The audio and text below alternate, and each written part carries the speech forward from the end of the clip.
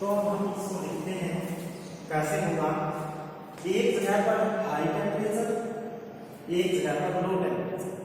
जहां पर high temperature वहां की हवा गर्म हो जाएगी और वो गर्म होकर ऊपर चढ़ जाएगी। वहां पर लो प्रेशर, हवा गर्म ऊपर चढ़ गई तो वहां पर कम हवा होने के बाद प्रेशर लो हो जाएगा। दूसरी जगह पर ठंडी हवा है, ठंडी हवा होने के बाद वहां पर प्रेशर क्या है, हो जाएगा हाई प्रेशर। तो ये हाई प्रेशर से हवा लो प्रेशर की तरफ दौड़कर आएगी। तो हम इसको लिखते हैं विंड फ्लो कैसे चलते हैं, wind is flowing due to pressure difference.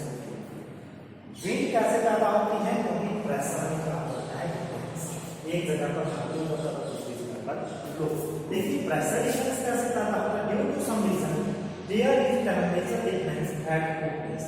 कई बार कई रीजन, कई कारण हो सकते हैं उसके, दो जगह पर अलग अलग टेम्परेचर, एक जगह का टेम्परेचर हाई तो दूसरी जगह पर टेम्परेचर लो। जहां पर टेम्परेचर हाई है, हाई टेम्परेचर में एयर, जहां पर टेम्परेचर हाई है वहां की हवा गर्म होती है। कोल्ड एयर राइजेस, जो ये गर्म हवा है ये क्या हो जाएगी, वो तो कोई ऊपर चली जाएगी। Cold air rises and produce low pressure, और वहां पर प्रेशर हो गया कम।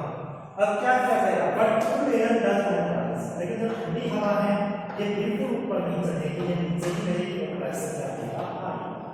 There will be high pressure, so cool air flow from high pressure to low pressure. और इस प्रकार हाई प्रेशर से लो प्रेशर की तरफ हवा चलकर आएगी, इसी को हम बोलते हैं विंड। क्योंकि हाई प्रेशर से लो प्रेशर की तरफ जो हवा आएगी उसी को बोला जाएगा विंड।